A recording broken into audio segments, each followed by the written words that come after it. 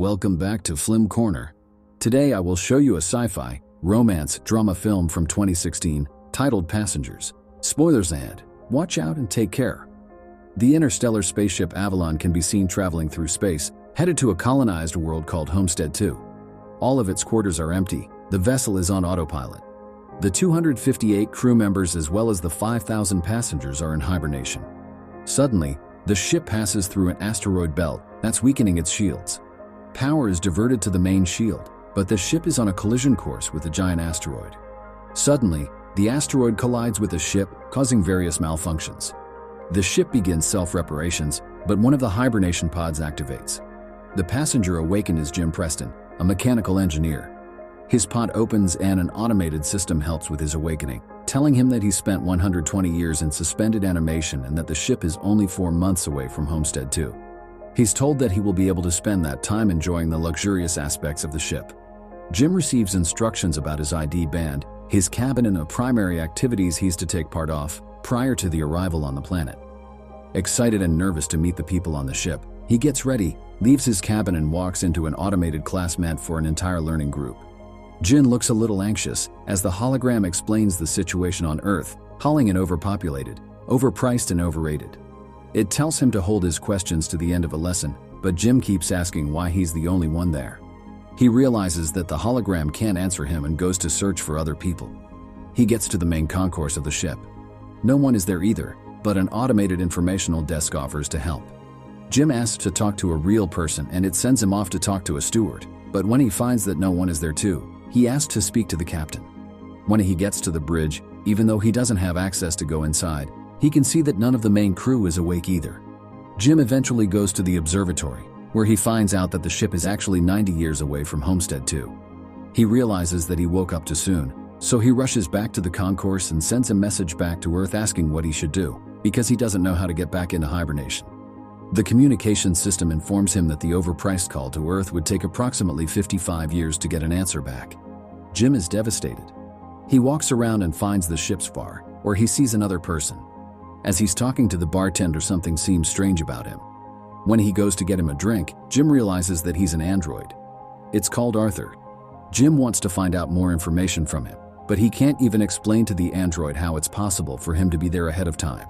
Jim wakes up in his cabin the next day and goes to the cantina, where he quickly realizes that most of the things on the menu are reserved for gold-class passengers only.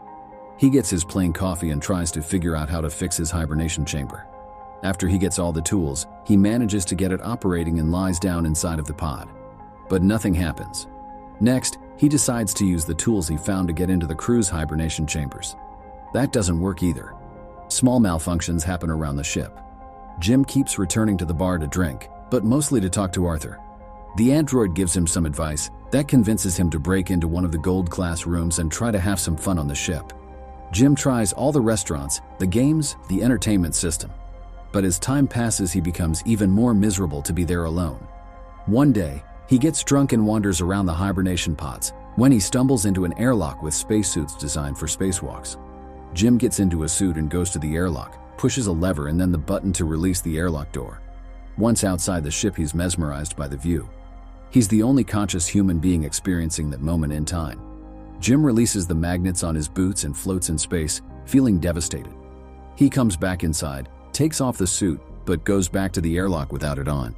He pulls the lever, ready to end it all, but changes his mind in the last moment, runs back inside and slips on a bottle. Jim stands up and is instantly drawn to a woman in one of the pods, named Aurora. He searches for her files in the directory and listens to her passenger interview, becoming enamored with her. Later, he's seen sitting next to her pod, still listening to her interviews. Back in the bar, he's reading some of her work and is talking to Arthur about her writing. He becomes obsessed with the irony of his situation, going to another planet for a better life, waking up early and not getting there, and finding his perfect woman, only for her to be out of reach. Jim keeps thinking about her and starts getting the idea to wake her up too. He talks it over with the android, but he doesn't understand the conundrum. If he wakes her up for his own benefit, he'd be stranding her there with him, to die on the ship. Jim decides against it first, but as time goes by he can't let it go, until one day, he changes his mind. He goes to her pod and manages to activate it. As she's waking up and going through the same process as he did, he hides and goes back to his room. A little bit later, he goes to the main concourse, hoping to find her. And there she is, just as confused as he was a year ago. Jim tells her they're the only ones awake and takes her to the observatory. Then he tells her that he can't get to neither the crew nor the main commands of the ship. Aurora freaks out and wants to get back into her pod. When they get to it, Jim explains that there is no special equipment on the ship that can help them get back into hibernation, effectively telling her that they're stranded. They go back at the concourse and he tells her that she should rest, since she just came out of hibernation. She feels sorry for him, having to spend more than a year alone on the ship.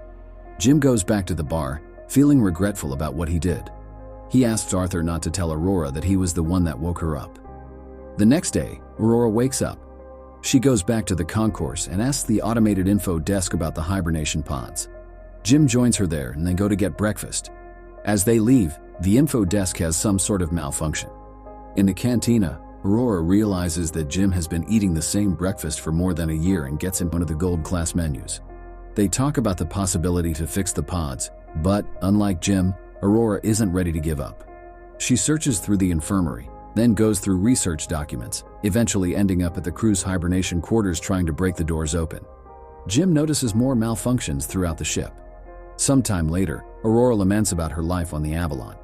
She writes, jogs around the ship and swims in the pool, becoming more and more aware of her situation. She goes to the cantina to interview Jim, thinking that his story might be interesting. She asks why he immigrated to the colony. Jim answers with slogans from the company first, but then further explains that he hopes that on the new world he could be somebody, he could build a life. Later, they end up in the observatory and Aurora finally shares her reason to be there. Unlike the other passengers on the ship, she has a round-trip ticket. Her idea was to go to Homestead 2, live there for a year and come back to Earth, to become the first journalist that has ever done that, writing the greatest story that ever was. Aurora slowly gives up on finding a way to fix their current predicament and Jim figures out a way to cheer her up. He takes her dancing, to the cinema, and to the basketball court. Lastly, he takes her to the bar to meet Arthur. She relaxes for a bit until she remembers their situation.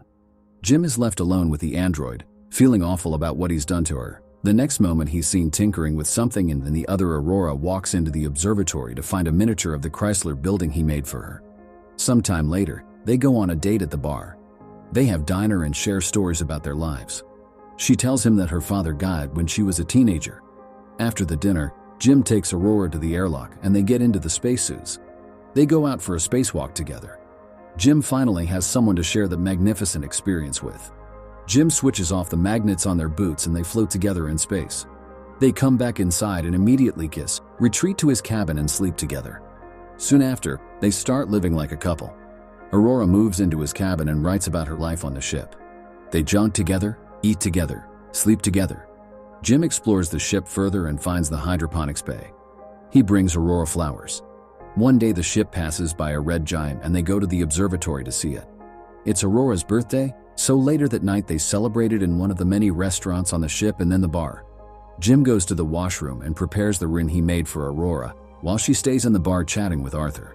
The android tells Aurora that Jim woke her up intentionally, unaware that he was still to keep that a secret. Suddenly, Jim comes back and she confronts him in absolute disbelief. She runs away furious and panicked. Jim comes back to his cabin to find all her things gone.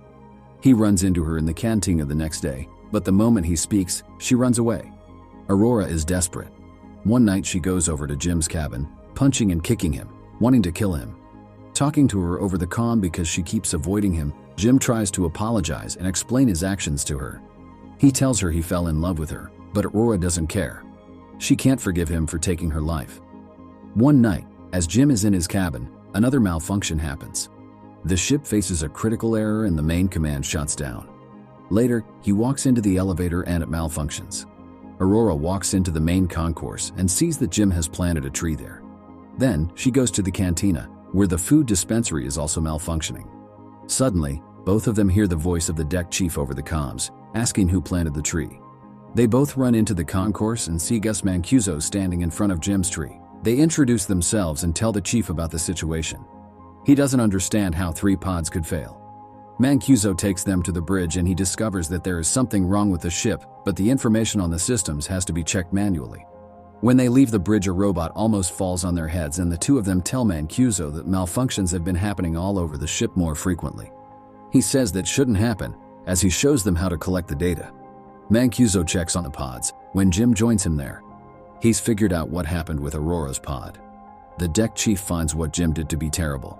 Later, he's at the bridge checking the collected data when Aurora joins him.